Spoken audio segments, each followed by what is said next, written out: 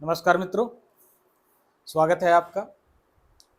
मैं अभिषेक चौहान और आज डिस्कस करते हैं 1857 की क्रांति उत्तर प्रदेश स्पेशल के हिस्से के रूप में। पेपर 5 में इतिहास सेक्शन के अंतर्गत इसकी चर्चा होनी है, ठीक है।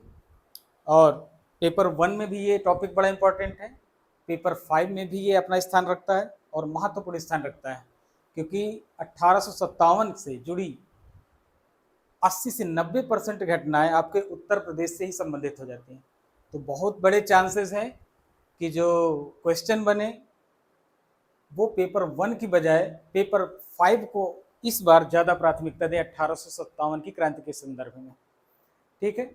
चलिए शुरू करते हैं।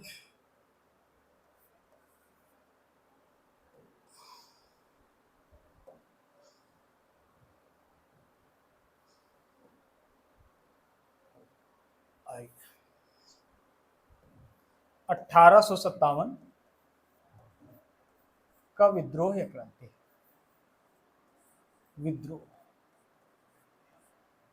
ठीक है। इसकी पृष्ठभूमि को समझ लेना बहुत जरूरी होता है कि ऐसी कौन सी परिस्थितियां थी जिसके लिए यह विशाल विद्रोह घटित होता है भारतीय इतिहास में। देखें तो 10 मई 1857 में 10 मई का जो दिन है ये काफी अहम हो जाता है। इस दिन कई महीनों से सुलग रही, ठीक है, असंतोष की आग अचानक से फैल उठ जाती है। और ये कई शुरुआती घटनाएं तो बंगाल में होती हैं, लेकिन शीघ्र ही विद्रोह का रूप उत्तर प्रदेश में ये लेने में सफल हो जाती हैं। भारत के इतिहास में जब जब आप इस विषय पर चर्चा करेंगे कि अंग्रेजों का आगमन कैसे हुआ, क्या प्रभाव रहे और कैसे उनसे मुक्ति के प्रयास किए गए, ठीक है, तो जब इन मुद्दों पर आप चर्चा करते हैं तो 1857 की क्रांति एक महत्वपूर्ण घटना के रूप में स्थापित होती है और इसको अवॉइड कर पाना चर्चा के लिए भी, चर्चा में भी कठिन है। साथ ही भारत के राष्ट्रीय आंदोलन में भी 1857 के बाद जितनी घटनाएं घटित होती हैं उनमें, या जितने भी आंदोलन होते हैं स्वतंत्रता संघर्ष के, उन सब में 1857 की क्रांति या 1857 का विद्रोह एक प्रेरक शक्ति के रूप में सामने आता है। तो ऐसे टॉपिक ना इग्नोर किए जा सकते हैं और ना ही भारत के इतिहास के संबंध में इसे इग्नोर किया जाना चाहिए, ठीक है। तो हम इसकी पृष्ठभूमि पर देखते हैं कि 1757 में प्लासी का युद्ध, हालांकि केवल बंगाल तक ही सीमित था, और 1764 का युद्ध। स्पष्ट रूप से इस युद्ध के बाद भारत की राजनीति में बहुत, ना ही केवल राजनीति बल्कि हर क्षेत्र में तीव्र परिवर्तन शुरू होते हैं। छिटपुट संघर्ष इसके बाद ही शुरू हो जाते हैं, ठीक है, और इस सुलगते सुलगते अंततः 100 साल में 1857 की क्रांति के लिए या विद्रोह के लिए पृष्ठभूमि तैयार कर देते हैं, ठीक है। तो परिस्थितियां या कारण,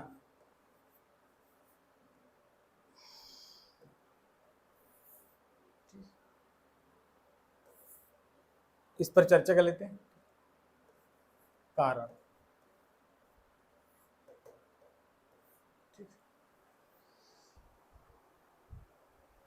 तत्कालीन कारण अगर देखें तो वो गाय और सुअर के चर्बी लगे कारतूस साबित होते हैं। लेकिन ये विद्रोह की आग या असंतोष की आग काफी पहले से विविध कारणों से पनप रहे थे। और इसमें जो पहला कारण हम चर्चा करने जा रहे हैं वो है पुनर्स्थापनात्मक।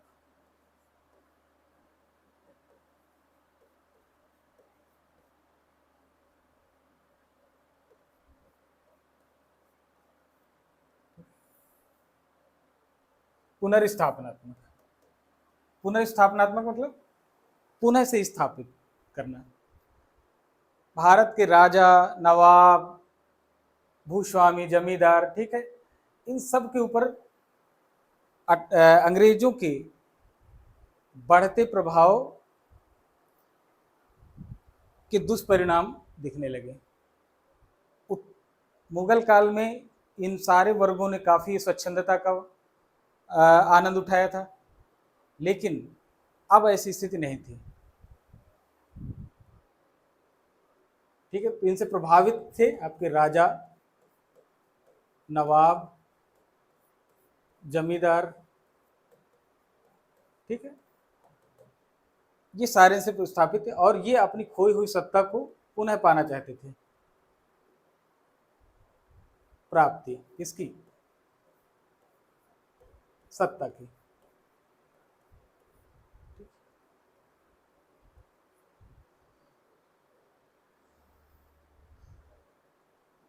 दूसरी स्थिति देखें, अंग्रेजों का कसाव किस तरह इन पर बढ़ रहा था।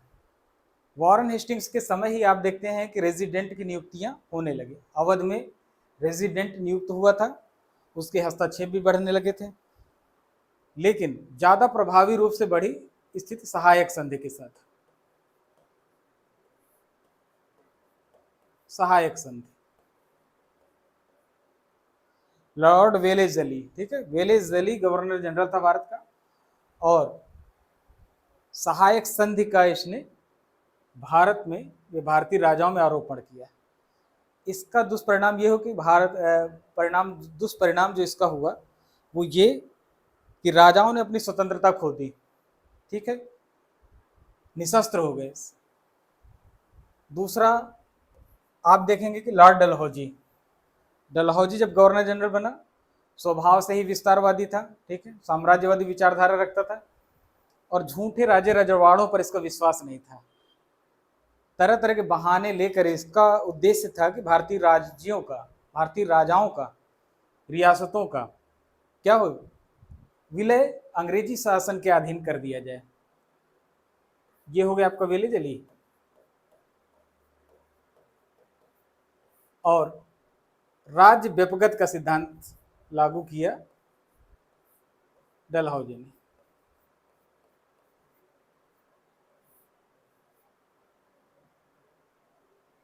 ठीक है, राज्य व्यपगत नीति।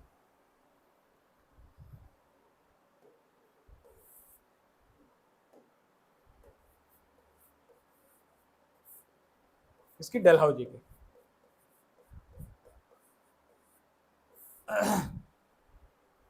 ठीक है, इन सब के खिलाफ इस वर्ग में तीव्र प्रतिक्रिया हुई। आप देखेंगे कि उत्तर प्रदेश का विशेष संदर्भ है तो अवध और झांसी का विलय, ठीक है, डलहौजी की नीतियों से हो गया। ठीक है, अवध में कुशासन के आरोप में और झांसी में उत्तराधिकार की समस्या के रूप में। ठीक, तो भारतीय राज्यों और रजवाड़ों में असंतोष की आग फैल रही थी और किसी न किसी रूप में ये विद्रोह का नेतृत्व कर रहे थे। आगे देखते हैं।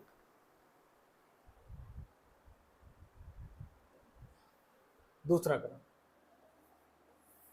भू राजस्व व्यवस्था।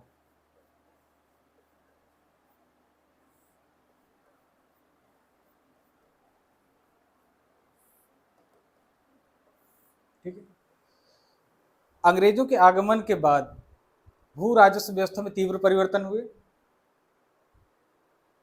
3 भू राजस्व प्रणालियां प्रचलित थी। एक तो स्थायी बंदोबस्त व्यवस्था, स्थायी बंदोबस्त 1793 में कॉर्नवालिस के समय, रैयतवाड़ी,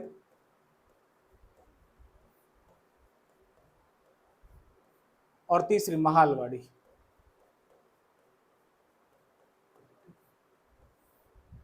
इसमें उत्तर प्रदेश के संदर्भ में देखें तो स्थायी बंदोबस्त और महालवाड़ी इंपॉर्टेंट। रैयतवाड़ी आपके दक्षिण भारत और बम्बई, ठीक है, बम्बई प्रेसिडेंसी में प्रचलित थी।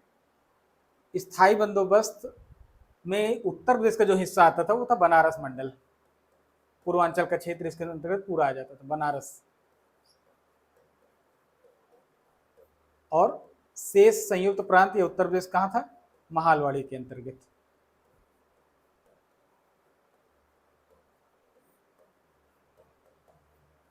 ठीक है, इन दो प्रणालियों में उत्तर प्रदेश का किसान, जमींदार, हर वर्ग प्रभावित हो रहा था।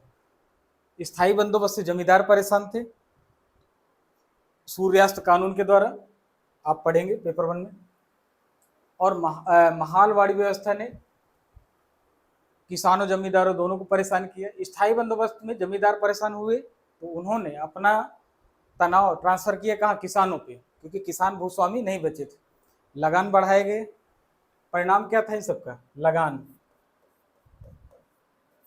लगान का क्या था, ज्यादा होना, जैसा कि स्थायी बंदोबस्त में देखा गया। दूसरा, लगान की वृद्धि, लगान की वृद्धि। तीसरा जो सबसे अहम कारण था, इनको वसूलने के तरीके। ठीक है, लगान वसूली के तरीके, और वसूली के तरीके को लेकर ही किसानों में या किसानों के स्वाभाविक नेताओं अर्थात जमींदारों, तालुकेदारों के बीच असंतोष फैल गया। ठीक है, तो ये आग भी पनप रही थी और अवसर के इंतजार में थी। कृषक समाज पूरी तरह से क्या हो गया, उथल पुथल का शिकार हो चुका था इनकी नई नई भू राजस्व प्रणालियों के आधार पर। तीसरा देखते हैं, धार्मिक कारण।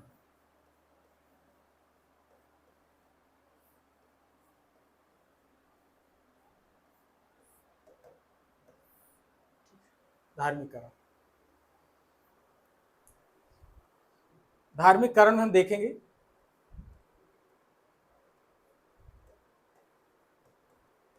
भारतीय पुजारी, ठीक है, मौलवी, इन सब पे संकट छा गया। कैसा संकट, पहला तो इनके संरक्षक थे राजा महाराजा, वही कमजोर हो गए। अब संरक्षण देने वाला तत्व ही कमजोर हो गया। ठीक है, संरक्षण क्या हुआ, संरक्षण देने वाला वर्ग ही कमजोर हो गया, तो इनके हितों की रक्षा करता कौन।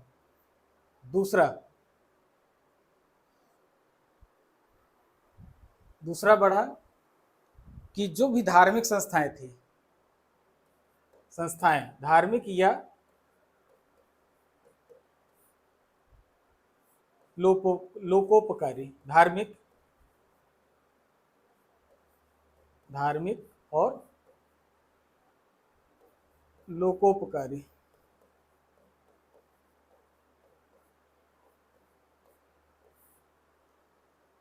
ठीक है, इन संस्थाओं पर टैक्स लगा दिए।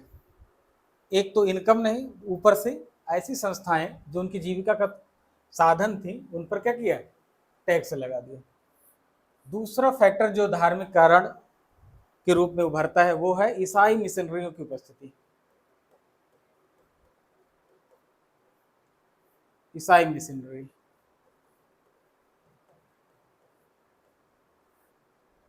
ठीक है, ईसाई मिशनरियों का हस्तक्षेप बढ़ा।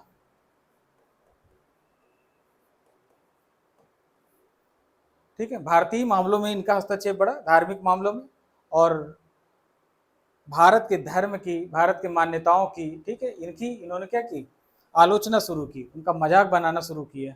ठीक है, और इसका भारतीय जनमानस पर बहुत ही नकारात्मक प्रभाव पड़ने लगा था। दूसरा, इनको सरकारी संरक्षण मिला, सरकारी संरक्षण, ठीक है, अर्थात कंपनी बहादुर या कंपनी सरकार इनके लिए आर्थिक और प्रशासनिक मशीनरी भी प्रोवाइड करा रही थी। ठीक है, सरकारी खर्च पर ये भारत में धर्म प्रचार में लिप्त थे और इसका जनमानस पर बहुत ही प्रभाव पड़ रहा था, धार्मिक तत्वों पर तो पड़ ही रहा था। ठीक है, आगे देखते हैं।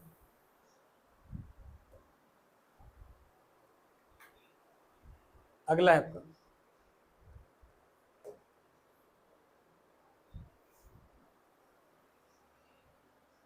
औद्योगिक क्रांति।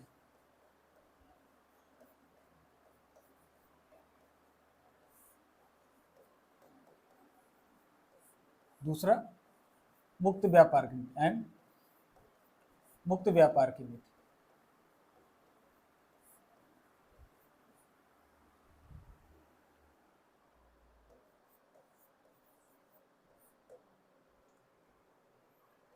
औद्योगिक क्रांति समझ लेते हैं। ठीक, ब्रिटेन में 18वीं शताब्दी के अंत में औद्योगिक क्रांति का आगाज हो जाता है।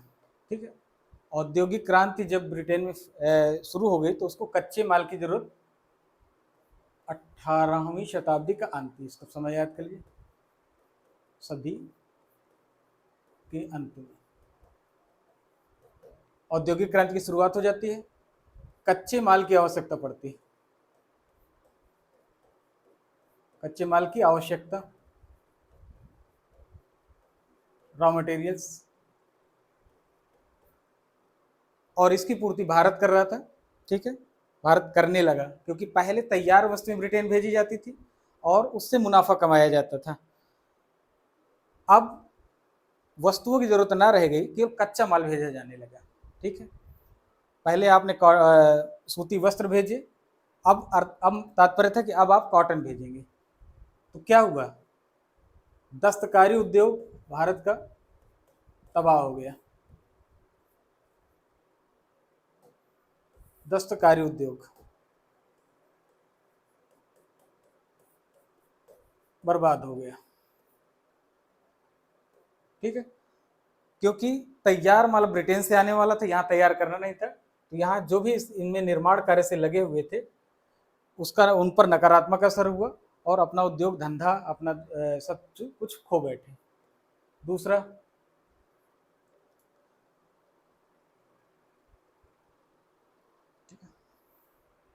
तैयार माल भारत में भर दिया गया। ठीक है, ये तो आपने देख लिया, इसमें इस पर चर्चा नहीं करते। अब देखते हैं, हाँ, इसी बीच एक अवधारणा के रूप में, एक विचारधारा के रूप में मुक्त व्यापार की नीति, ठीक है, ये लोकप्रिय हो रही थी। मुक्त व्यापार जैसे आप नाम से ही समझ सकते हैं इसको कि आयात और निर्यात ये शुल्क मुक्त रहेंगे। ठीक, कॉन्सेप्ट के आधार पर क्या है कि आयात ना आयात लिया जाएगा और ना ही निर्यात का शुल्क लिया जाएगा। आयात का शुल्क और निर्यात का शुल्क क्या था, 0। ये तो हो गई एक सिद्धांत की बात। व्यवहार में क्या था,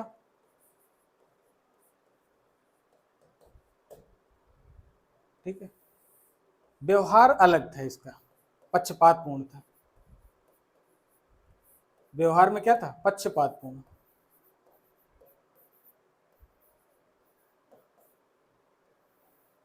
ठीक, पक्षपातपूर्ण में क्या था, निर्यात शुल्क तो बिल्कुल नहीं लगाया, अर्थात भारत से जो कच्चा माल निर्यात हो रहा था उसका उस पर टैक्स न लगा के भारतीयों के हित पर चोट कर दी।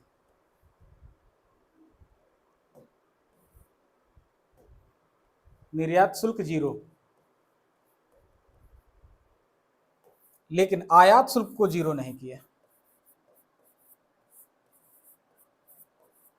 ठीक है, निर्यात शुल्क का नुकसान भारतीय सहन कर लेते अगर आयात शुल्क भी ना लिया जाता, लेकिन हुआ उल्टा, आयात शुल्क कुछ न कुछ रखा गया, 5%, 3%, जो भी रहा। ठीक है, तो इसका भारत के व्यापारी वर्ग में नकारात्मक प्रभाव पड़ा और जो असंतोष बढ़ रहा था उसकी तार्किक परिणति आपकी 1857 के विद्रोह के रूप में होने वाली थी। ठीक, आगे देखते हैं, विदेशी चरित्र।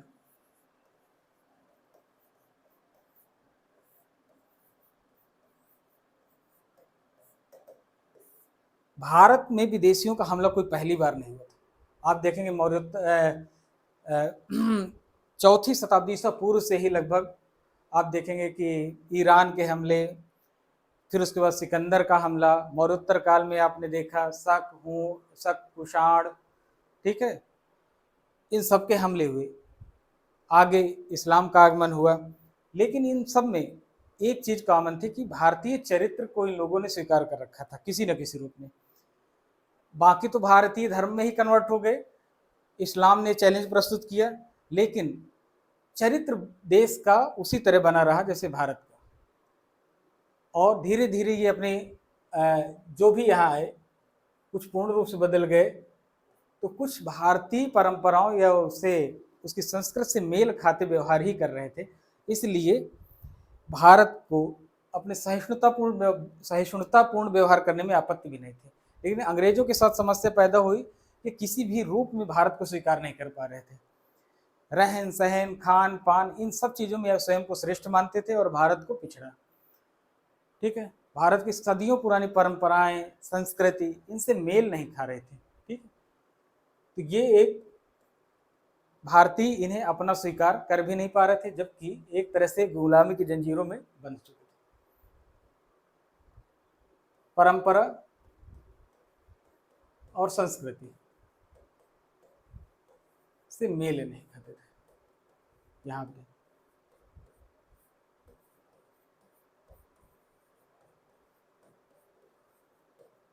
इनका पूरा चरित्र ही क्या था, विदेशी थे, और भारतीयों ने इन्हें क्या शत्रु के रूप में ही देखा।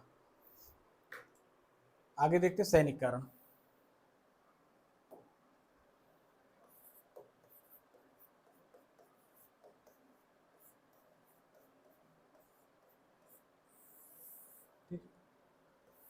सैनिक कारणों में सबसे महत्वपूर्ण है आर्थिक। आर्थिक इसलिए क्योंकि जीविका के साधन जुटाने के लिए ही भारतीयों ने इनके सैनिक बनने या इनकी सेना में शामिल होना स्वीकार किया था। आर्थिक कारण। ठीक, दूसरा सामाजिक। सेना में भर्ती होने के बाद सामाजिक कारक भी प्रभावी हो गए, किस तरह वो अब चर्चा करते हैं। और धार्मिक।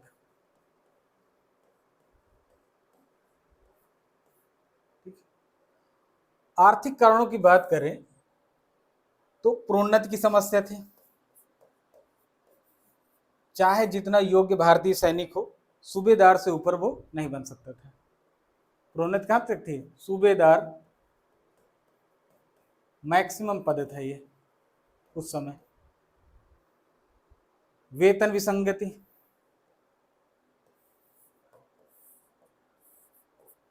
वेतन विसंगति, समान पद पर समान वेतन नहीं था। भारतीयों को यूरोपीय सिपाहियों से हमेशा कम मिलता था। तीसरा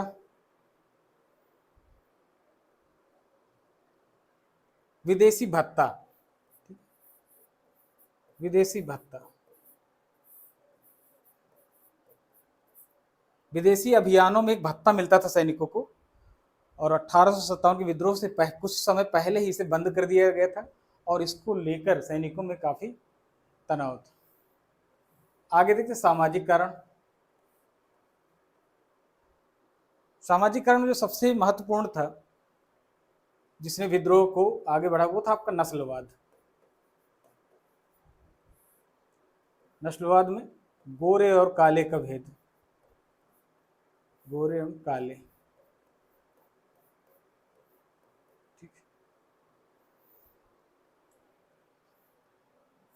भारतीय सैनिक क्या समझा जाता था, हमेशा अंग्रेजों का अधीनस्थ या सहयोगी ही माना जाता था, और उसके स्वतंत्र विचारों का, उसके स्वतंत्र गतिविधियों का कोई औचित्य नहीं था। दूसरी बात थी जिसने सामाजिक पक्ष उभारे, वो थे विदेशी अभियान। आर्थिक कारण में भी विदेशी अभियान आपने देखे, सामाजिक में भी विदेशी अभियान एक कारक है। वो देखते हैं कैसे। विदेशी अभियान, जब कोई भी अभियान विदेश में होता था तो समाज की दृष्टिकोण से उसे अच्छा नहीं समझा जाता था। ठीक है, क्योंकि वहाँ जाकर उनके जो भी उनकी क्रियाविधि रहती थी उनको समाज विरोधी, ठीक है, परंपरा विरोधी माना जाता था। ऐसा माना जाता था कि वहां जाकर इसका धर्म क्या हो गया, भ्रष्ट हो गया। धार्मिक कारण, धार्मिक मान्यताओं पर निरंतर चोट हो रही थी।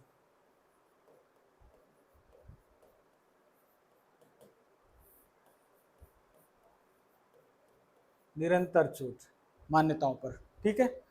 किस तरह, जो भी धार्मिक प्रतीक भारतीय सैनिक धारण करते थे, जैसे कलावा, माथे पर तिलक, ठीक है, मुस्लिम सैनिक का जैसे ताबीज, ठीक है, इन सब का, इन सब पर प्रतिबंध लगाने के प्रयास किए गए और इसे भारतीय सैनिकों ने अपनी मान्यताओं पर चोट के रूप में स्वीकार किया। धार्मिक प्रतीकों को रोका गया, धार्मिक प्रतीकों पर रोक लगाने का प्रयास, सफल नहीं हुए और प्रयास तो किया है, लगाने का प्रयास।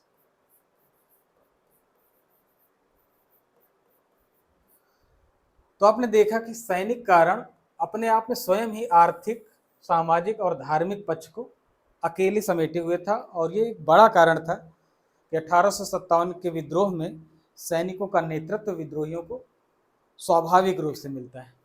अब देखते हैं अंतिम कारण जिसने विद्रोह को भड़का दिया, वो तो तात्कालिक कारण, ठीक है, तात्कालिक कारण।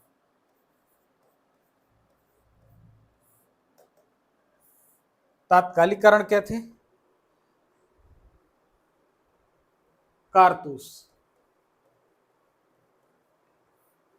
ठीक है, बंदूकों में इस्तेमाल होती थी। और पहले पहले आपकी ब्राउन बेस बंदूक आती थी, ब्राउन बेस, लेकिन अब जुड़ी royal Enfield, Enfield Enfield rifle. इसमें लोहे के छर्रे इस्तेमाल होते थे ब्राउन बेस में, और इसमें क्या हुआ, कागज से लिपटी हुई एक कारतूस थी जिसे उपयोग करने से पहले दांत से काटना पड़ता था, ठीक? और ऐसा माना गया कि इसमें चिकनाई के लिए, इसके लिए चिकनाई के लिए एक चर्बी का इस्तेमाल किया गया था। चर्बी, और ये चर्बी किसकी थी? या तो गाय की या सुअर की, ठीक है। गाय और सुअर की चर्बी इस्तेमाल होने से हिंदू और मुस्लिम दोनों के धर्म पर संकट पैदा हो गया। गाय का, ये हिंदू धर्म में गाय को माँ का दर्जा मिला हुआ है और बहुत ही पूज्य। मुस्लिम में सुअर क्या है? हराम की स्तर में, अर्थात ये इसका सुअर की स्वीकार्यता इस्लाम में नहीं है, इसे अपवित्र मानते हैं। चर्बी में गाय और सुअर का मीट, गाय और सुअर की चर्बी, हाँ, कारतूस में गाय और सुअर की चर्बी की चर्चा के साथ, हाँ, एक विद्रोह या असंतोष, विद्रोह तो उस समय नहीं फैला, असंतोष बढ़ गया सैनिकों में, असंतोष बढ़ा, ठीक है। इसने हिंदू और मुस्लिम दोनों सिपाहियों की धार्मिक भावनाओं को आहत किया था और इनका विश्वास बढ़ गया कि भारतीय धर्मों को अपमानित करना अंग्रेज सरकार का उद्देश्य है, ठीक। तो हमने देखे कि 1857 के विद्रोह से पहले ही ऐसी कई ऐसी स्थितियां हैं रहीं जो लगातार असंतोष बढ़ा रही थी और एक बड़े विद्रोह के अवसर का इंतजार कर रही थी। चलिए अब शुरू करते हैं विद्रोह का आरंभ। कारण हो गए विद्रोह का आरंभ एवं प्रसार।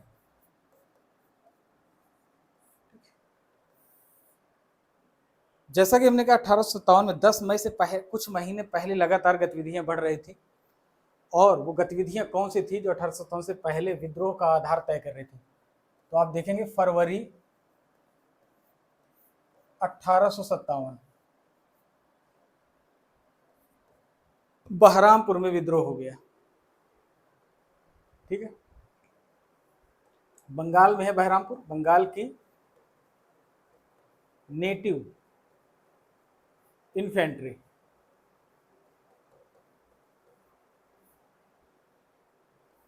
बहरामपुर, यहां पर कारतूस को खोलने को लेकर विद्रोह फैल गया, और विद्रोह को दबाने के लिए कंपनी को क्या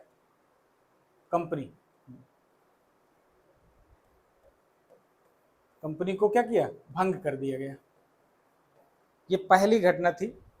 ठीक है,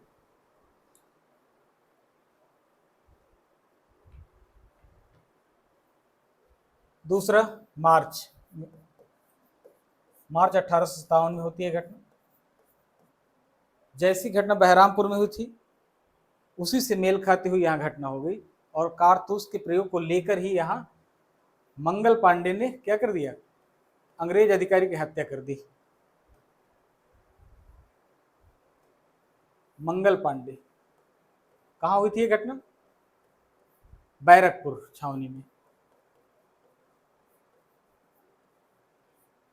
बैरकपुर छावनी।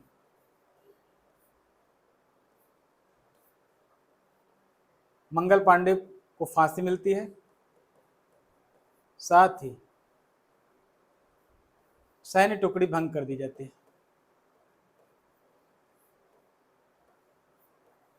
सैन्य टुकड़ी क्या की गई, भंग कर दी गई।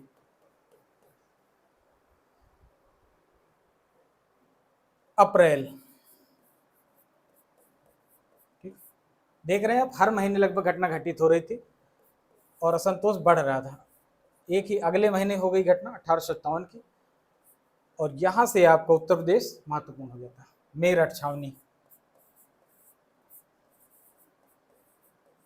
अभी तक जो विद्रोह हो रहे थे केवल छावनी के स्तर पर थे, और जन विद्रोह नहीं तब्दील हो, जन विद्रोह के रूप में ये क्या थे, परिवर्तित नहीं हो सके।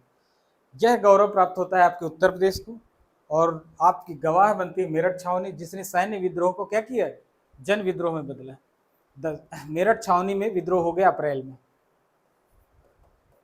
मुद्दा वही था, कारतूस। ठीक है, 85 सैनिक, 85 सैनिकों को सजा कैद कर लिया जाता है। ठीक है, 85 सैनिकों ने विद्रोह किया था, सजा सुनाई जाती है इनको। ठीक है, और सजा सुनाई जाती है आपको कब, 9 मई को। अपराध की तुलना में दंड बहुत बड़ा था। क्या, तो 10 साल की सजा थी, 10 साल।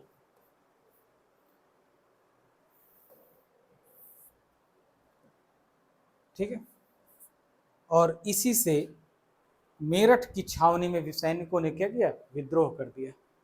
कब, अगले ही दिन, अर्थात 10 मई को।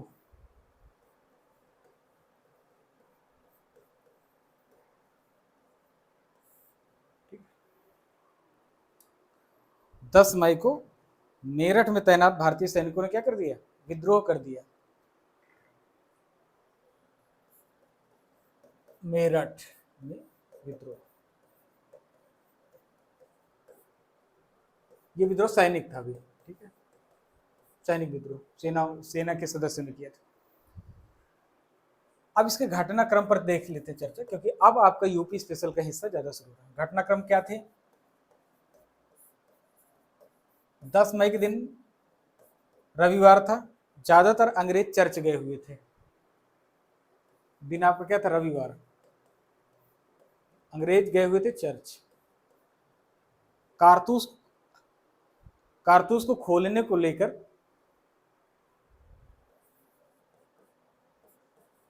क्या हुआ, कारतूस को खोलने को लेकर विवाद, खोलने में विवाद, विवाद हुआ। 9 मई की घटना से सैनिक पहले से ही हताहत थे, और अब अंग्रेज अधिकारी प्रतिक्रिया में क्या किया, अंग्रेज अधिकारियों की हत्या कर दी, जो भी वहां उपस्थित थे। अंग्रेज अधिकारियों की क्या हुई, हत्या।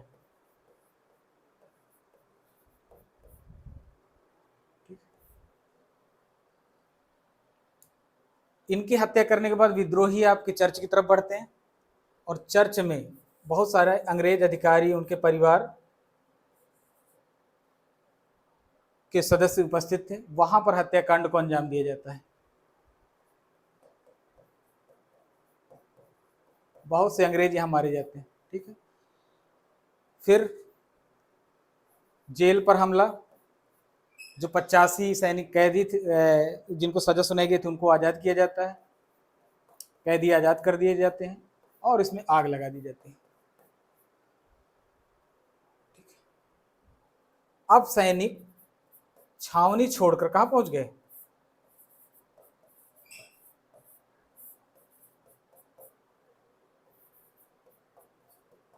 शहर पहुंच जाते हैं। ठीक है, शहर में, जो मेरठ शहर था, इसके कोतवाल थे आपके धन सिंह। धन सिंह सैनिकों को रोकने के बजाय ये सैनिकों के साथ ही शामिल हो जाते हैं। ठीक है, साथ ही मेरठ के में जो जन सामान्य के लोग थे, जन साधारण के लोग थे, सेना में नहीं थे। ठीक है, विभिन्न वर्गों से थे, मजदूर थे, किसान थे, ये सब सेना के साथ शामिल हो जाते हैं। और सैनिक विद्रोह इसी दिन 10 मई के दिन क्या हो जाता है, एक जन विद्रोह के रूप में तब्दील हो जाता है। धन सिंह के नेतृत्व में, धन सिंह इसमें बड़े नेता के रूप में उभरते हैं, याद रखिएगा। सैन्य विद्रोह अब क्या हो गया, सैन्य विद्रोह जन विद्रोह में बदल गया। कन्वर्ट किसमें हुआ, जन विद्रोह।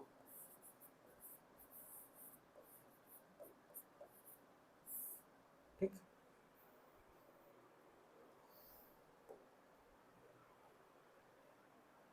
आगे देखते हैं।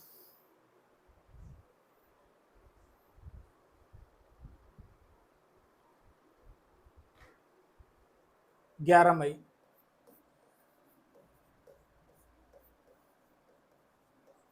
मेरठ के सिपाही एक जन समुदाय के, विशाल जन समुदाय के साथ, भीड़ के साथ दिल्ली पर हमला करते हैं। लाल किले पर कब्जा, लाल किला मुगल सम्राट का प्रतिनिधि स्थल। ठीक है, लाल किला पर हमला, और इसे अंग्रेजों से क्या किया जाता है, जीत लिया जाता है। बहादुर शाह जफर को यहाँ ये अपना नेता चुनते हैं। ये मुगल सम्राट थे अंतिम, बहादुर शाह जफर। अचानक आई इस भीड़ में बहादुर शाह समझ नहीं पाते कि वास्तव में स्थिति क्या है। खैर, किसी तरह इन्होंने नेतृत्व को स्वीकार कर लिया। ठीक है, और जल्दी से ही ये विद्रोह देश के अन्य भागों में फैलने लगा। देश के अन्य भागों से मतलब क्या, उत्तर प्रदेश तो सबसे ज्यादा इसमें प्रभावित रहा, मध्य प्रदेश में भी ये थोड़ी बहुत रहा, और राजपुताना। ठीक है, राजस्थान को उस समय क्या बोलते थे, राजपुताना। मध्य प्रांत, मध्य प्रदेश नहीं था, मध्य प्रांत था। और उत्तर प्रदेश क्या कहा जाता था, संयुक्त प्रांत। आज आप उत्तर प्रदेश बोलते हैं, ये तब क्या था, संयुक्त प्रांत। और ये मध्य प्रांत, मध्य प्रदेश क्या बोलते थे, मध्य प्रांत।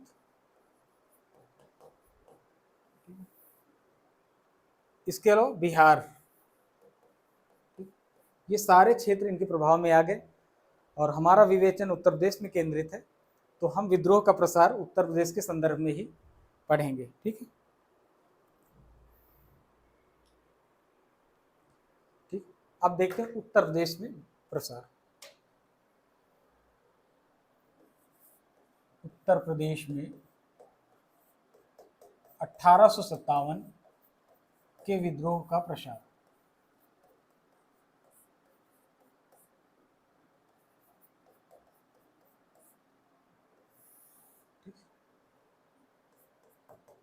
कानपुर।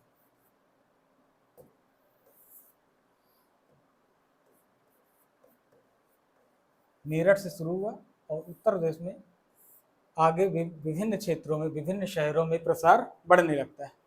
कानपुर में सबसे पहले यह विद्रोह की शुरुआत करता है सूबेदार टीका सिंह। विद्रोह की शुरुआत किसने की? सूबेदार टीका सिंह ने।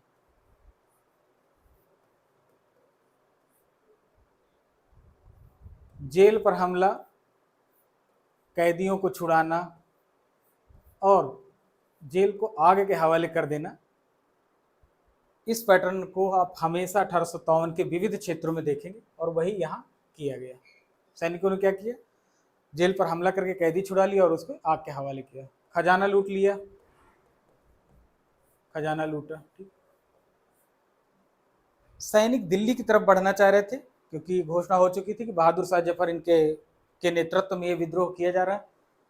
और बिठूर में नाना साहब ने, जिनकी पेंशन रोक दी गई थी और वो इस मुद्दे को लेकर उनमें असंतोष था, ठीक है, भड़के हुए थे। क्या करते हैं? नेतृत्व को संभालते हैं। अगला नेतृत्व सूबेदार ने तो शुरू किया, नेतृत्व किसने संभाला? अगला नाना साहब। इनका एक नाम मिलता है धोंधू पंथ, नाना साहब। अंग्रेजों के खिलाफ जंग शुरू हो जाती है और सहयोग इनको मिलता है, सहयोग मिलता है किसका?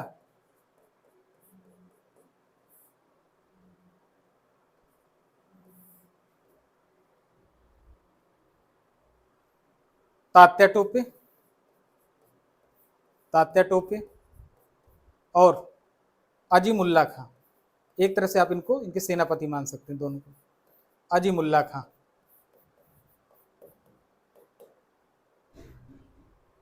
ठीक है।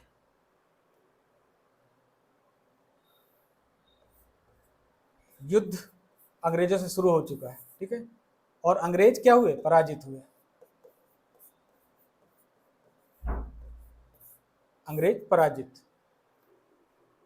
इस समय दो घटनाएं कानपुर के इस विद्रोह में काफी ध्यान खींचती हैं। पहली सत्ती चौरा घाट घटना, सत्ती चौरा घाट घटना, और दूसरी है आपकी बीबी घर घटना, ठीक है। तो सत्ती चौरा घाट में जब ये अंग्रेज पराजित हो गए, 300 अंग्रेज लगभग इसमें मारे गए थे इस युद्ध में, सत्ती चौरा घाट वाली घटना, ठीक है। सत्ती चौरा में एक संधि के तहत अंग्रेजों को उनके परिवार के साथ इलाहाबाद जाने के लिए क्या है? रास्ता दिया जाता है। घाट में नाव लगाई जाती, नाव के नदी के रास्ते ही इलाहाबाद जा रहे थे, ठीक है। कुछ ऐसी गतिविधियां होती हैं कि भ्रम पैदा हो जाता है और उस भ्रम में अंग्रेजों ने गोली चलाना शुरू कर दिया। प्रतिक्रिया में इधर कानपुर से भी विद्रोहियों ने हमला किया और 300 के आसपास अंग्रेज इसमें मारे जाते हैं। चूंकि ये संधि के बाद की घटना है, इसलिए इस पर इसे काफी मतलब सही नहीं माना जाता, क्योंकि संधि के बाद जिस तरह की संधि होती है उसका अनुपालन क्या होता है? आवश्यक होता है। महिलाएं, बच्चे इस घटना में जो बचते हैं, ठीक है, महिलाएं और बच्चे इस घटना में जो बचते हैं उनको कहाँ रखा जाता है? बीबी घर में। बीबी घर,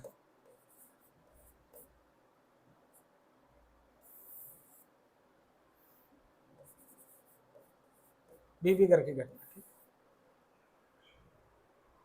और यह बीबी घर बेगम हुसैनी फातिमा के अंडर में रहता है, ठीक है। तवायफ थी। इन्हीं के अंडर में अंग्रेज महिलाएं और बच्चे रख दिए जाते हैं सुरक्षा के लिए। जैसे ही सत्ती चौरा घाट की घटना इलाहाबाद पहुंचती है तो वहां से एक सैनिक टुकड़ी तुरंत रवाना हो जाती है और कानपुर पहुंचकर बर्बरता की वो सारी हदें पार करने लगती है, जो उसके स्वभाव में पहले से ही निहित था। पहले तो उन्होंने विद्रोहियों पर हमले किए, उसके बाद जनमानस पर भी उनके हमले बढ़ने लगे। कानपुर के लोगों के लिए वास्तव विकट स्थिति थी। बीबी घर में अंग्रेजों के बच्चे और महिलाएं थे, और व्यथित होकर, ठीक है, व्यथित होकर ही इस घटना को अंजाम दिया गया। क्या थे? हुसैनी फातिमा, और एक नाम आप सुनेंगे, अजीजन बाई। अजीजन बाई, ये दोनों तवायफ थी, अजीजन बाई,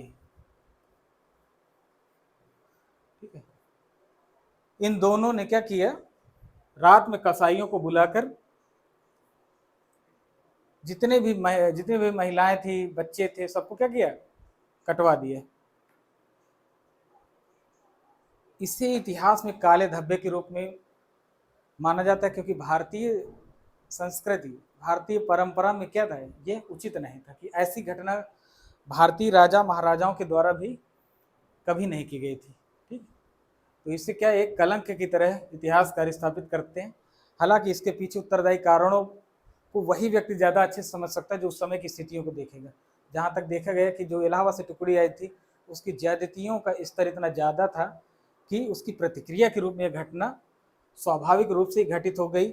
इसकी तारीफ भले ही न की जाए, पर इसके घटित होने के पर्याप्त कारण यहाँ आपको विद्यमान मिलेंगे, ठीक है। तो कानपुर हो गया। अब चलते हैं झांसी की तरफ।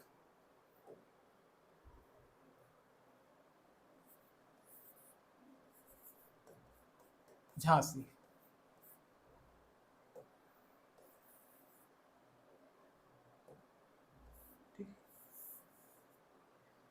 झांसी का विलय अंग्रेजी शासन में 1856 में कर लिया जाता है, उत्तराधिकार के नियम के तहत और डलहौजी की राज्य व्यक्तिगत नीति के तहत। झांसी में चूंकि दत्तक पुत्र राजगद्दी पर था, और जो व्यक्तिगत नियम बनाए गए थे, व्यक्तिगत सिद्धांत के नियम थे, उसमें ये मेल नहीं खाता था, जिससे क्या हुआ, झांसी का विलय अंग्रेजी राज्य में कर लिया जाता है। वहाँ की जनता के लिए बहुत पीड़ादायक बात थी। झांसी की रानी या झांसी का राज्य उनसे भावनात्मक रूप में जुड़ा हुआ था, ठीक है। यह असंतोष उस समय दब गया, लेकिन जब अवसर मिला तो बहुत ही तीव्र गति से फटने वाला था। विद्रोही झांसी पहुंच चुके थे, विद्रोह की आग झांसी पहुंच चुकी थी। तो जो लोग भी वहां इंतजार में थे, क्या हुआ, विद्रोहियों के साथ मिलकर किले पर हमला कर दिया। किले पर हमला, किले पर हमला इसलिए क्योंकि रानी के ऊपर हमला नहीं था, क्योंकि वहीं पर अंग्रेज अधिकारी, अंग्रेज सैनिक, उनके परिवार रहा करते थे, ठीक। अधिकारियों ने रानी लक्ष्मीबाई से सहायता मांगी, ठीक है। रानी ने आश्वासन भी दिया, क्योंकि रानी को उस समय विद्रोह की प्रवृत्ति, विद्रोह की प्रकृति, विद्रोह की दिशा, किसी भी चीज के विषय में जानकारी नहीं थी। लेकिन आश्वासन के बावजूद किले को विद्रोहियों ने जीत लिया, और अंग्रेज अधिकारियों, सैनिकों, उनके परिवारों की क्या की गई, हत्या कर दी गई। अंग्रेज अधिकारियों की क्या हुई, हत्या, अंग्रेज अधिकारियों की हत्या।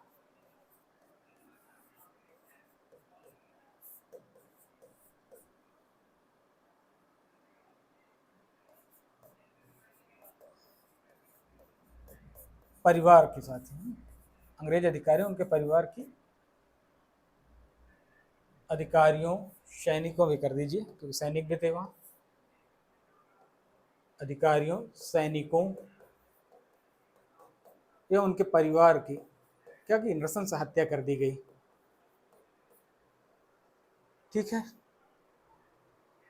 मजबूरी में रानी को क्या हुआ, विद्रोह का नेतृत्व संभालना पड़ा, रानी लक्ष्मीबाई, ठीक। रानी लक्ष्मीबाई ने क्या किया, विद्रोह की का नेतृत्व स्वीकार कर लिया, और इसमें इनको सहयोग मिला तात्या टोपे जी का, ठीक है। सहयोग किसका मिला, तात्या टोपे।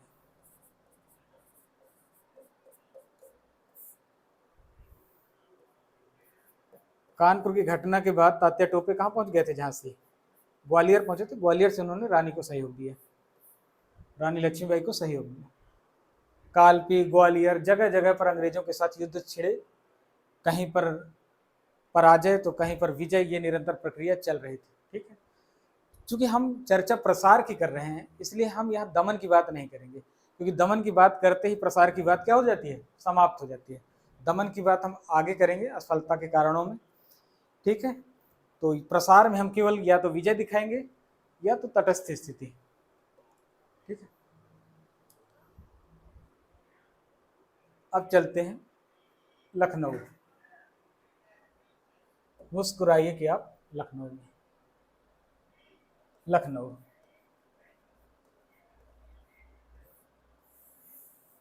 लखनऊ में नेतृत्व संभाला बेगम हजरत महल ने।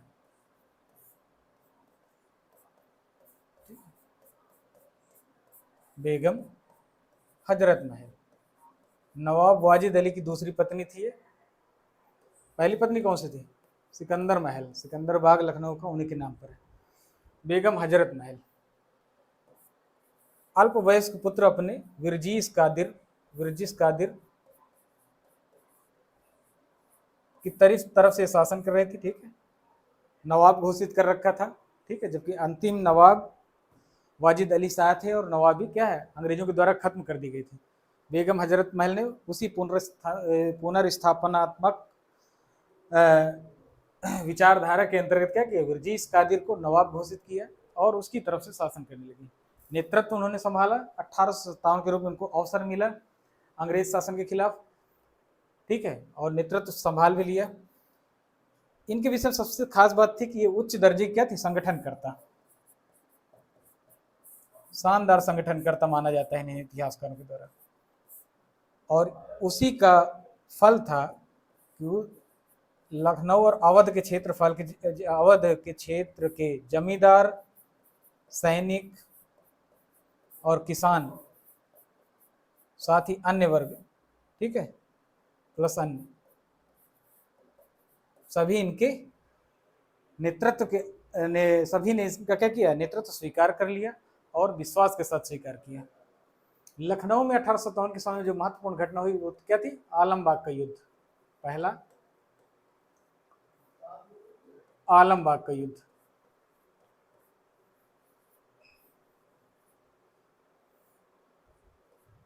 ठीक, आलमबाग का युद्ध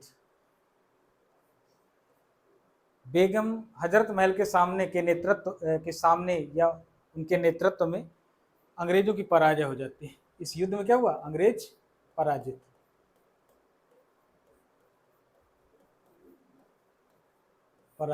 भागकर कहाँ गए, रेजिडेंसी, यहाँ पर रेजिडेंट रहता था। रेजिडेंसी ये अंग्रेजों का निवास था उस समय। ठीक है, रेजिडेंसी। ठीक है, विद्रोही शांत नहीं हुए, रेजिडेंसी पर उन्होंने हमला कर दिया और यहाँ के कमिश्नर कौन थे, लॉरेंस, मारे गए। ठीक है, लॉरेंस की क्या कर दी, हत्या। अंग्रेज लॉरेंस की हत्या हुई। साथ ही जो भी यहाँ अंग्रेज मिला, सैनिक परिवार के लोग, वो क्या हुआ, उनको मौत के घाट उतार दिया गया। साथ ही रेजिडेंसी पर क्या किया, आग लगा दी। विद्रोहियों की अब लड़ने की जो या हिंसा करने की प्रवृत्ति लगातार बढ़ रही थी और उसका कारण था कि जिस तरह के दमन के तरीके अंग्रेज अपना रहे थे वो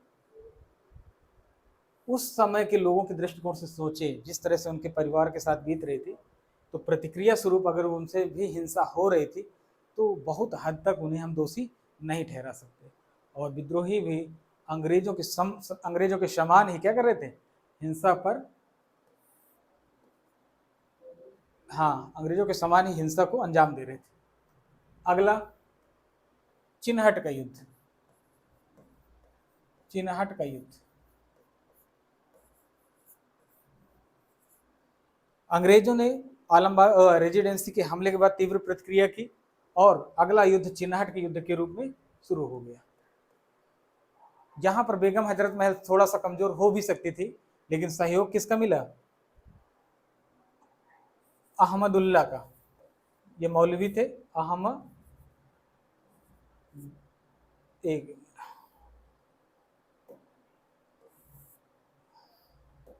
अहमद उल्ला। शाह, ठीक है, अहमदुल्ला शाह, ठीक है। फैजाबाद में इन्होंने क्रांति का नेतृत्व किया था, विद्रोह का नेतृत्व किया था। वहां से उन्होंने चिन्हट के युद्ध में बेगम हजरत महल को क्या किया, सहयोग किया, बेगम का सहयोग किया, ठीक। अंग्रेज यहां भी पराजित हो गए, ठीक है, अंग्रेज यहां भी पराजित हो गए। बेगम हजरत महल के विषय में एक महत्वपूर्ण बात और थी कि ग्रामीण क्षेत्रों में भी इन्होंने नेतृत्व किया, ठीक है, और महिला सैनिक दल का गठन किया, महिला सैनिक दल।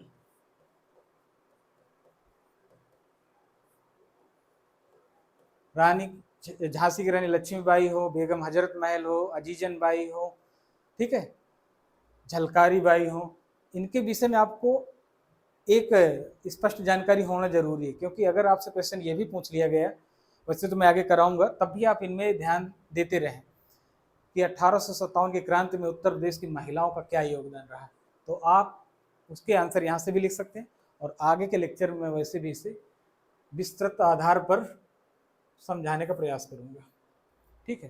तो महिला सैनिक दल उन्होंने गठित किया ग्रामीण क्षेत्र में, ठीक। तो शहर हो या गांव, हजरत महल का नेतृत्व काफी विस्तृत था और काफी हद तक सफलता भी मिली। हालांकि ये सभी जानते हैं कि अंतिम सफलता किसे मिलती है, ठीक है, लेकिन प्रयास को भी नजरअंदाज, हम ईमानदारी पूर्ण प्रयास को भी हम क्या करते हैं, नजरअंदाज नहीं कर सकते। फैजाबाद,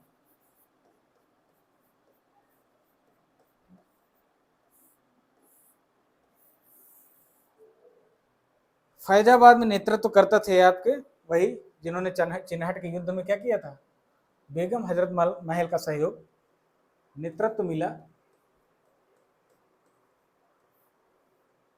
अहमदुल्ला शाह का,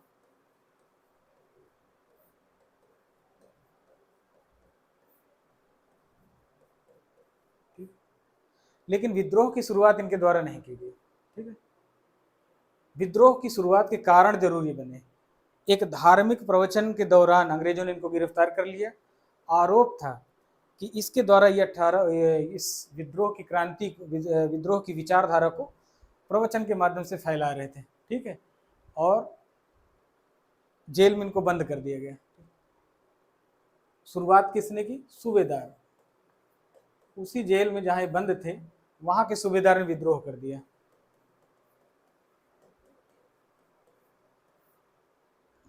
ठीक। जेल में वही घटनाएं वही हुई, क्या, जेल में धावा, अहमदुल्ला को कैद से निकाल लिया, साथ में जो अन्य भारतीय कैदी थे उनको निकाला, जेल में हमला, कैदी आज़ाद हो गए, ठीक है, अहमदुल्ला भी आज़ाद हो गए और आगे के हवाले कर दिया, ठीक है। ये पैटर्न आपको जानते ही हैं, सब में फॉलो हो रहा था, ठीक है। अहमदुल्ला शाह ने क्या किया, विद्रोह का नेतृत्व संभाल लिया और अंग्रेजों से युद्ध शुरू हो गया। फैजाबाद को अंग्रेजों से मुक्त करा लिया गया और शासक किसे घोषित किया गया, राजा मान सिंह को, ठीक है, राजा मान सिंह, अकबर के टाइम वाले नहीं, इस समय के बाद राजा मान सिंह को क्या शासक स्वीकार कर लिया, फैजाबाद आज़ाद हो गया। इसके बाद मौलवी अहमदुल्ला शाह ने चिन्हट के युद्ध में, जो आपको पता ही है, सहयोग दिया। शाहजहांपुर के नेतृत्व में भी इन्होंने सहयोग दिया और शाहजहांपुर में ही इनकी हत्या कर दी जाती है, ठीक है। तो फैजाबाद आपने देख लिया, ठीक। अब चलते हैं आगे, बरेली,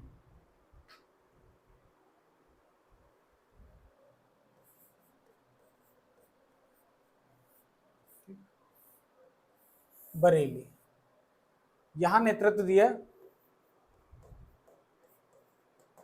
खान बहादुर खान ने, खान बहादुर खान,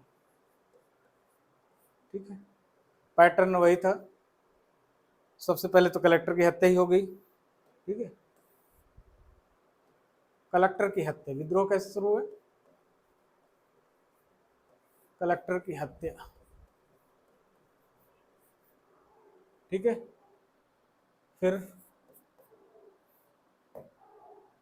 जेल पर हमला होता है, कैदी आज़ाद कर दिए जाते हैं, जेल को आग के हवाले कर दिया जाता है, ठीक है, और खजाना लूट लिया जाता है,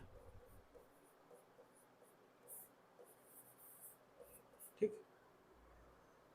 1 साल तक करीब अंग्रेजों को बरेली से दूर कर दिया जाता है, ठीक है। अंग्रेज इस पर कब्जा नहीं कर पाते, बहुत सी लड़ाइयाँ होती है और अंग्रेज क्या करते हैं, अंग्रेज जीत नहीं पाते। 1 साल तक खान बहादुर खान बरेली को अंग्रेजों से आज़ाद रखने में सफल हो जाते हैं। अब देखते शाहजहांपुर। शाहजहांपुर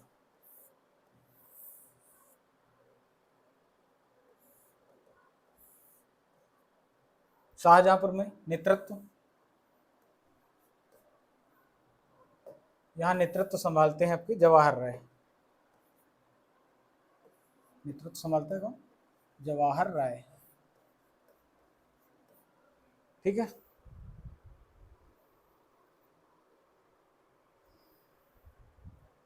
यहाँ भी कलेक्टर की हत्या होती है,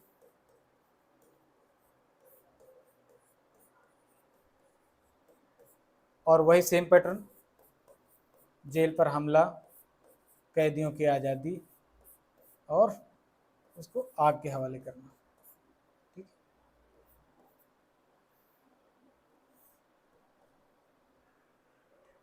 ठीक, साथ ही क्या था, खजाना लूटना, ये भी तो पैटर्न का हिस्सा है। खजाना लूट लिया गया। चलिए आगे चलते हैं। हमीरपुर, काफी हिंसक विद्रोह यहाँ भी होता है। हमीरपुर,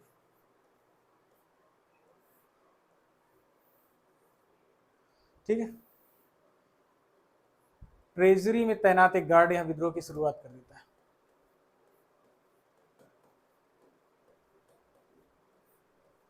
गार्ड क्या करता है, विद्रोह की शुरुआत, ठीक है।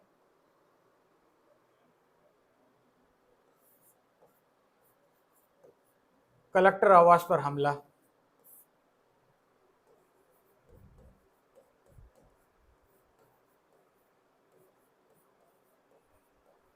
ठीक है।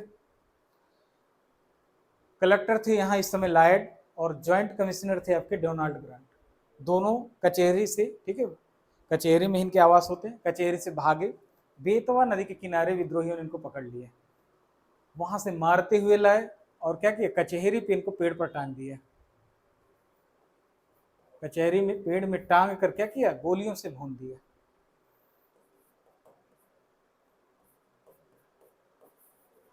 गोलियों से भून डाला, ठीक। ये हो गई आपकी हमीरपुर की घटना। बाकी आप इसका पैटर्न जानते ही हैं, वही जेल, कैदी, आग और खजाना, सेम पैटर्न, ठीक है। बार बार इस पर चर्चा करना उचित नहीं, ठीक है, बोरिंग हो जाता है, आप इसको समझिए। अगला फतेहपुर,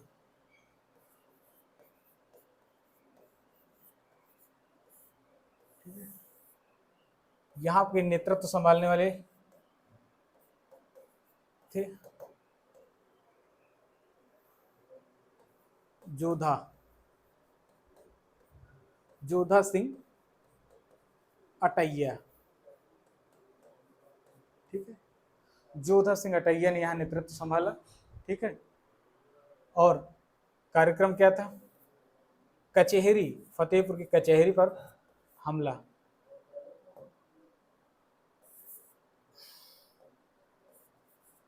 कचहरी पर हमला,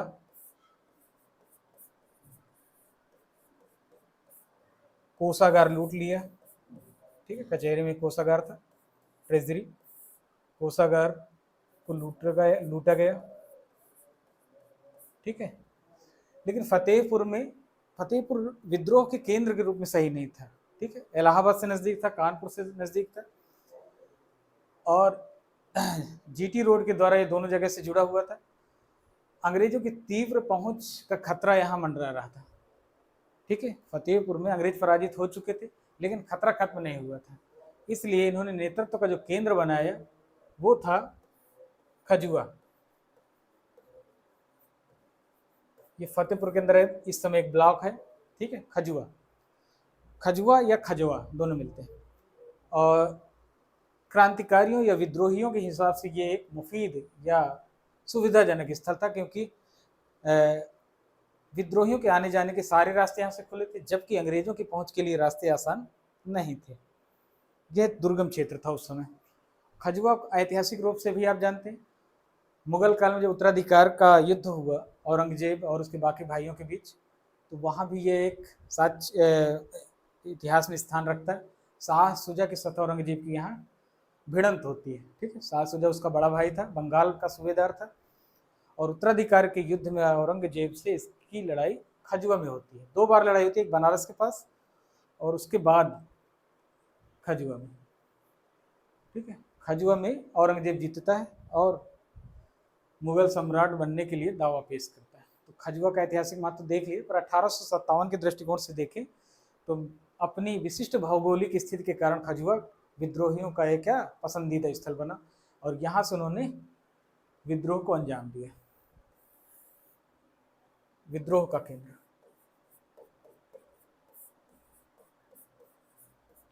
यहीं पर 52 इमली का ऐतिहासिक स्थल है, कुछ लोग इसे बावनी इमली भी कहते हैं। 52 इमली, 52 इमली, ठीक। चूंकि 52 इमली का संबंध दमन से है और हम चर्चा कर रहे हैं प्रसार पर, तो दो विरोधी बातें एक साथ नहीं कर सकते।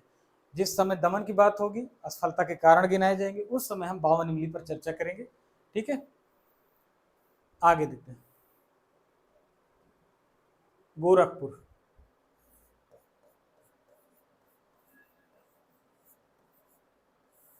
गोरखपुर,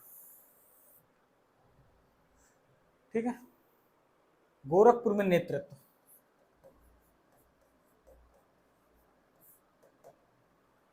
यहां 2 लोगों का नेतृत्व प्राप्त हुआ विद्रोहियों को, बंधु सिंह, बंधु सिंह और मोहम्मद हसन, ठीक है। इन 2 लोगों का नेतृत्व प्राप्त हुआ। कार्यक्रम क्या थे, ठीक। कचहरी, कचहरी, डाक बंगले, ठीक, थाने, सर इनको निशाना बनाया गया, ठीक है। और खजाने, ये भी तो गए, प्लस जेलों पर हमला, कैदियों को छुड़ाना, ठीक है। ये सब तो उसी तरह होता रहा, ये आप समझ जाएंगे, इस पर चर्चा हो ही चुकी है, ठीक है। यह विद्रोह काफ़ी अंग्रेजों के लिए काफ़ी मुश्किल भरा रहा, क्योंकि बंधु सिंह के नेतृत्व में अंग्रेज निरंतर पराजित हो रहे थे, और बंधु सिंह डुमरी के जंगलों का लगातार लाभ उठा रहे थे। गोरखपुर में है आपका डुमरी के जंगल, ठीक है। विद्रोह को अंजाम देना और डुमरी जंगल में आश्रय ले लेना, इस सब विद्रोहियों की क्या थे कार्यक्रम का हिस्सा रहे। काफ़ी लंबे समय तक अंग्रेज इसको जीतने में नाकाम रहे, ठीक है। तो आपने देख लिया गोरखपुर का विद्रोह बंधु सिंह और मोहम्मद हसन के नेतृत्व में जारी रहा। आगे देखते हैं इलाहाबाद, इलाहाबाद वर्तमान में प्रयागराज, इलाहाबाद, ठीक। यहाँ विद्रोह की शुरुआत रामचंद्र के द्वारा हुई। क्या हुआ विद्रोह की शुरुआत,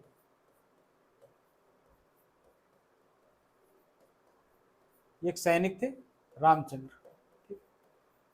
इन्होंने विद्रोह की शुरुआत कर दी, लेकिन नेतृत्व किसने किया विद्रोह का, वो थे आपके मौलवी लियाकत अली, मौलवी लियाकत अली,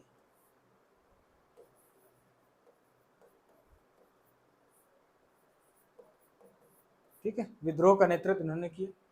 और विद्रोह का जो केंद्र था आपका खुसरोबाग।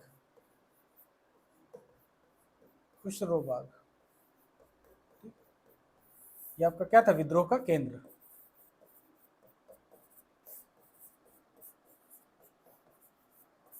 ठीक है, इलाहाबाद को लगभग आजाद स्थिति में ला देते हैं विद्रोही, खजाना लूट लेते हैं,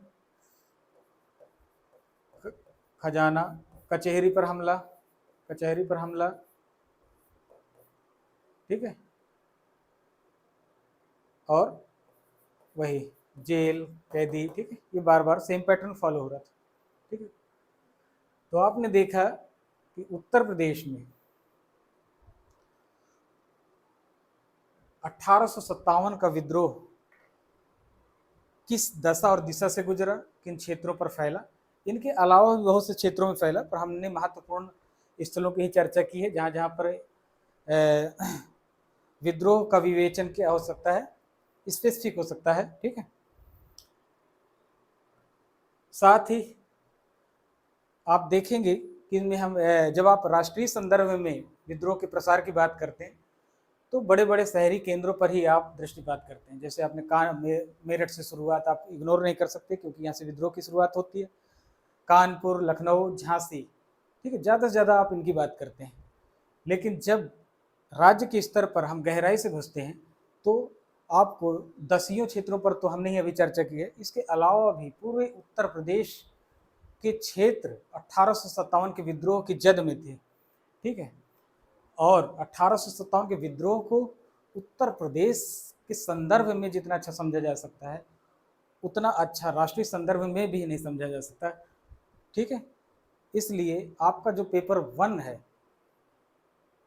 पेपर 1 की तुलना में 1857 के विद्रोह के विषय में जो क्वेश्चन बनेंगे, हाँ, वहाँ की तुलना में किसमें पेपर 5 में बनने की संभावना ज़्यादा है।